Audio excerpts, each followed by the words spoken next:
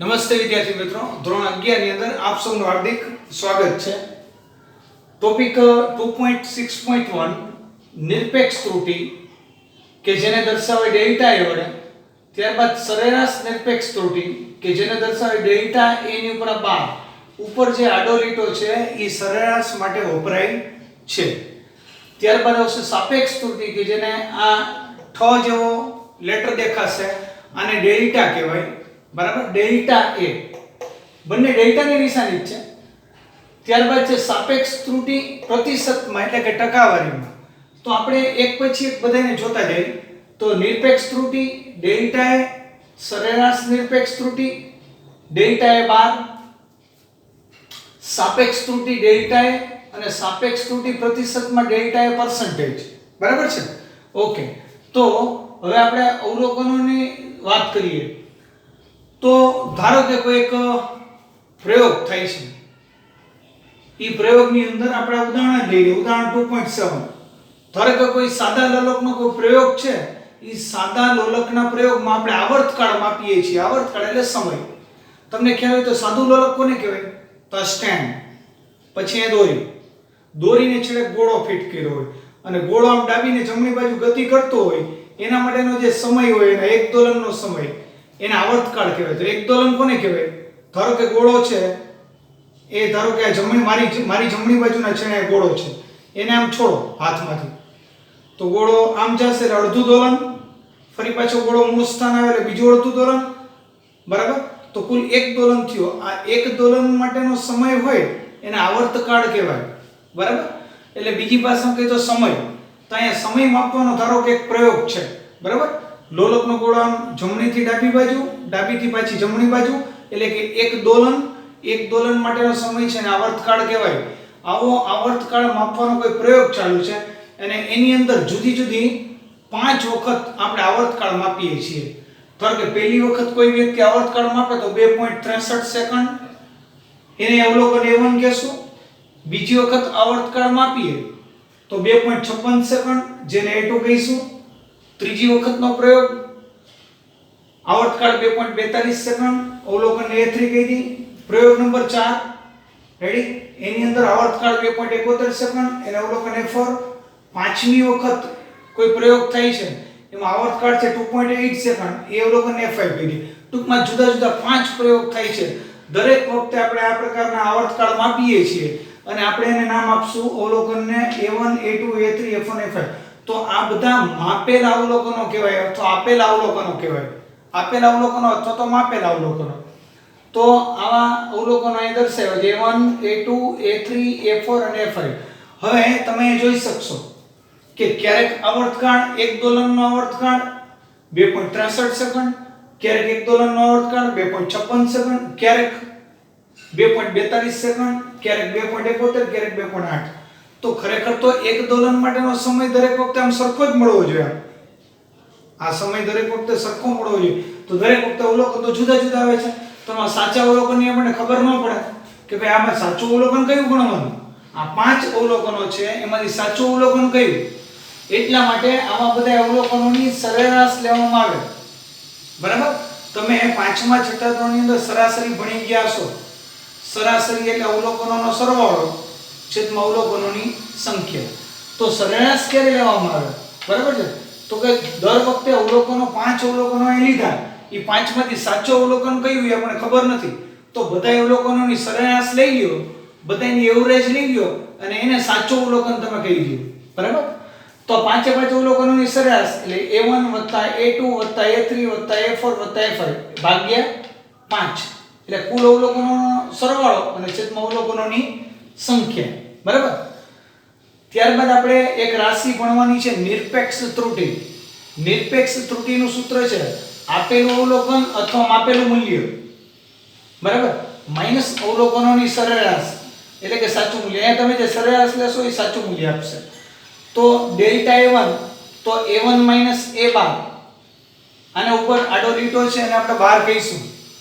A2 A12, A3 A12, A4 A12 અને A5 A12.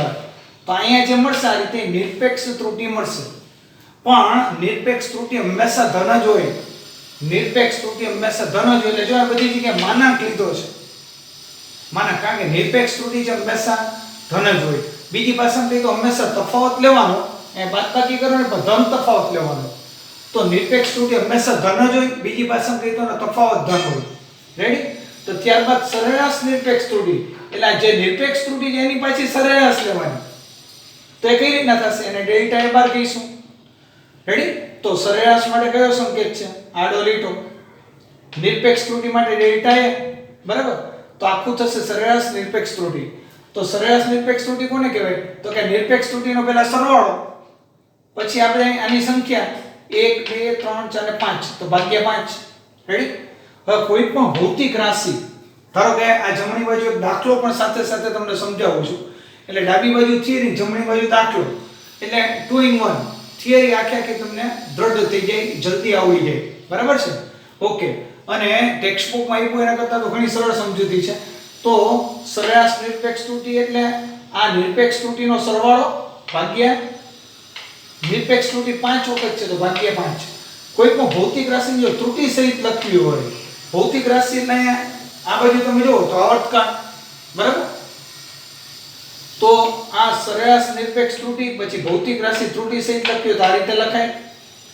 કોઈ પણ સાપેક્ષ ત્રુટિ, અહીંયા નિરપેક્ષ ત્રુટિ હતી, હવે સાપેક્ષ ત્રુટિ. સાપેક્ષ શબ્દ આવે ને અહીંયા ભાગાકાર કરવાનો આવે. સાપેક્ષનો અર્થ થાય સરખામણી કરવી. તો સાપેક્ષ ત્રુટિનો અર્થ થાય સરખામણી કરવી, ને સરખામણી તો જ થાય કે જો તમે ઉપર નીચે બે પદનો ભાગાકાર કરો તો. એનો અર્થ એવો થાય કે સાપેક્ષ ત્રુટિ જોતી હોય તમારે ભાગાકાર કરવો પડે. તો સાપેક્ષ ત્રુટિ અથવા એનું બીજું નામ છે આંશિક ત્રુટિ, બરાબર? એને ડેલ્ટા એ વડે દર્શાવાય. એનું સૂત્ર છે ડેલ્ટા એ બાર અપોન એ બાર. અહીંયા સાપેક્ષ ત્રુટિ પ્રતિશતમાં જોતી હોય એટલે કે પર્સન્ટેજમાં જોતી હોય તો મલ્ટીપ્લાય બાય 100 કરવા પડે. તો આ ડાબી બાજુનો પાર્ટ છે એ આખો થિયરીનો પાર્ટ છે, બરાબર? હવે જમણી બાજુ તમારી ટેક્સ્ટ બુક ની અંદર ઉદાહરણ નંબર 7, તમારું ચેપ્ટર નંબર 2 ઉદાહરણ નંબર 7, એટલે એને આપણે કહીશું 2.7. તો ઉદાહરણ 2.7 ની અંદર આવા જુદા જુદા 5 પ્રયોગ થાય છે. અને 5 પ્રયોગની અંદર આવર્તકાળના અવલોકનો 2.63 સેકન્ડ, કારણ કે આ બધો સમય છે એટલે સ્વાભાવિક છે. એનો એકમ કયો તો કે સેકન્ડ. 2.56 સેકન્ડ, 2.42 સેકન્ડ, 2.71 સેકન્ડ અને 2.8 સેકન્ડ. આવા 5 જુદા જુદા અવલોકનો છે. તો સૌપ્રથમ તો શું કરવું પડશે?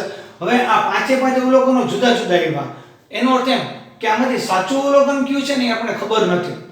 આ 5 અવલોકનમાંથી સાચું અવલોકન કયું આપણે જાણતા નથી. તો શું કરવું પડશે? આ બધા અવલોકનોને તમારે સરેરાશ લેવી પડે. આ બધાની એવરેજ કાઢવી પડે, બધાની સરાસરી લેવી પડે. તો એના માટેનું સૂત્ર તૈયાર જ છે. રેડી? તો તમે આ બધાની સરેરાશ કાઢશો તો શું આવશે? આની સરેરાશને હું a12 વડે રજૂ કરું. હા, ટેક્સ્ટ બુક ની અંદર અહીંયા t12 લખેલા છે, કઈ ફેર નથી પડતો. સંજ્ઞા કોઈ પણ વાપરી શકે. તો આ બધાની સરેરાશ જોતી હોય તો આ બધાનો સરવાળો ભાગ્યા 5 કરવા પડે. તો આ બધાનો સરવાળો તમે કરો તો 2.63 plus 2.56 plus 2.42 plus 2.71 plus 2.8 divided by કેટલા અવલોકનો છે? 1 2 3 4 ને 5 એટલે ભાગ્યા 5. હવે આ બધાનો સરવાળો કરીને જો તમે 5 વડે ભાગશો ને તો તમારો જવાબ આવશે 2.62. તો આ શું થયું? આ થઈ ગયું બધા અવલોકનોની સરેરાશ, એટલે કે a12 અને આટલી આવશે સેકન્ડ. તો તમે આ બધાનો સરવાળો કરજો, ભાગ્યા 5 કરશો એટલે 2.62 સેકન્ડ આવશે. રેડી? એટલે શું કરવું પડે? સૌપ્રથમ તો જેટલા અવલોકન આપ્યા એની એવરેજ, એની સરાસરી કાઢવી પડે. ચાલો, ત્યારબાદ શું કરશું આપણે? તો કે હવે આપણે મારે નિરપેક્ષ ત્રુટિ જોઈએ છે. તો નિરપેક્ષ ત્રુટિ કેવી રીતે મળશે જોઈએ?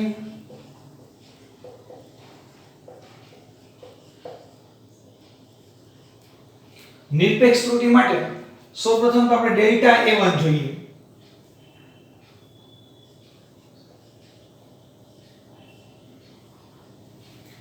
ડેલ્ટા a1 જોઈએ છે. એટલે ડેલ્ટા a1 જોતો હોય તો એનું સૂત્ર થશે a1 a12. એ જ રીતે ડેલ્ટા a2 જોઈતું હોય તો a2 minus a bar, delta a3 જોતું હોય તો a3 minus a bar, delta a4 જોઈએ છે તો a4 માઈનસ a બાર. હવે અહીંયા અગત્યની વાત, નિરપેક્ષ ત્રુટિ હંમેશા ધન જ હોય. તો અહીંયા આપણે પાંચે પાંચ અવલોકનો છે એની નિરપેક્ષ ત્રુટિ આ રીતે મેળવશું. ચાલો તો a1 a2 a3 a4 a5 એટલે a1 એટલે કેટલા 2.63,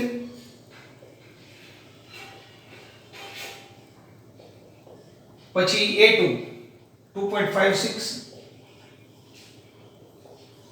પછી આવશે a3 2.42, 2.71 અને 2.8. બરાબર. હવે અહીંયા મેં a1 પછી a2 પછી a3 પછી a4 a5 પાંચે પાંચ અવલોકન લખને કે બધામાંથી કેટલા બાદ કરવાના 2.62 બાદ કરો.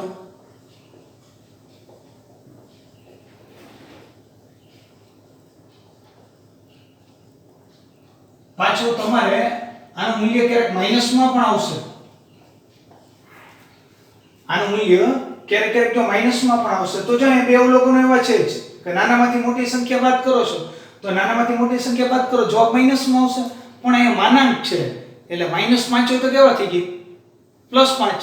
તો કોઈ પણ ઋણ મૂલ્ય છે એ ધન તો થવાનું જ છે. બરાબર. કારણ કે માનાંક છે. માનાંકનું કામ શું? કોઈ પણ ઋણ મૂલ્યને પાછું કેવું કરી દઈએ ધન કરી દઈએ. એટલે આનો જવાબ આવશે +0.01 +0.06. આનો જવાબ આવશે માઈનસમાં પણ માનાંકને લીધે પાછો ધન થઈ જશે. +0.20 +0.09 અને +0.18.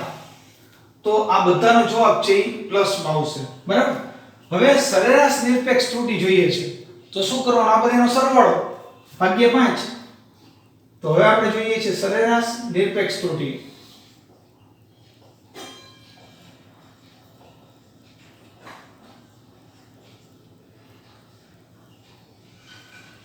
તો સરેરાશ નિરપેક્ષ ત્રુટિ જોતી હોય તો તમારે આ બધાનો સરવાળો ભાગ્યા 5 કરવા પડશે.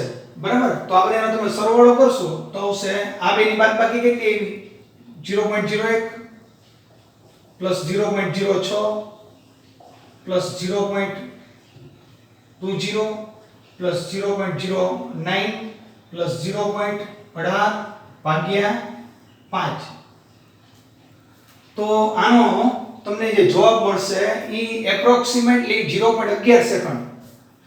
તો ડેલ્ટા a બાર આવશે 0.11 સેકન્ડ. બરાબર. તો આનો જવાબ આવશે. જો કોઈ પણ ભૌતિક રાશિને ત્રુટિ સહિત લખ્યું હોય એટલે કે અહીંયા આવર્તકાળ, તો આવર્તકાળને ત્રુટિ સહિત કેમ લખાય?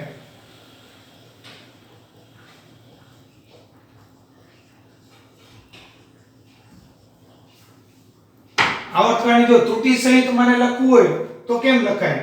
તો આવર્તકાળને ત્રુટિ સહિત લખવું હોય તો આ રીતે લખી શકાય. બરાબર. કે t બરાબર અથવા તો a બરાબર a bar plus or minus delta a. એટલે કે a બાર એટલે અહીંયા કેટલું મળ્યું? તો કે a બાર એટલે અહીંયા મળે છે 2.62 સેકન્ડ.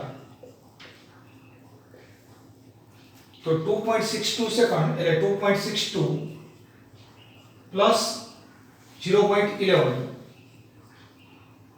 આને જો મારે લખવું હોય તો આ રીતના આવર્તકાળની ત્રુટિ સહિત આ રીતે લખવું હોય તો લખી શકાય. બરાબર.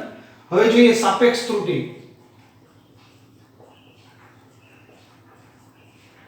હવે સાપેક્ષ ત્રુટિ છે એને આપણે કઈ રીતે દર્શાવશું? સાપેક્ષ ત્રુટિને ડેલ્ટા a વડે દર્શાવાય. એ થશે delta a bar upon a બાર. તો ડેલ્ટા a બાર કેટલા છે? 0.11 સેકન્ડ. અને a બાર એટલે કેટલા? 2.62 તો બેનો ભાગાકાર કરશો તો એપ્રોક્સિમેટલી 0.042 સેકન્ડ આટલું થશે બરાબર. ત્યારબાદ છેલ્લો જ વિભાગ સાપેક્ષ ત્રુટિ પ્રતિશતમાં જોઈએ.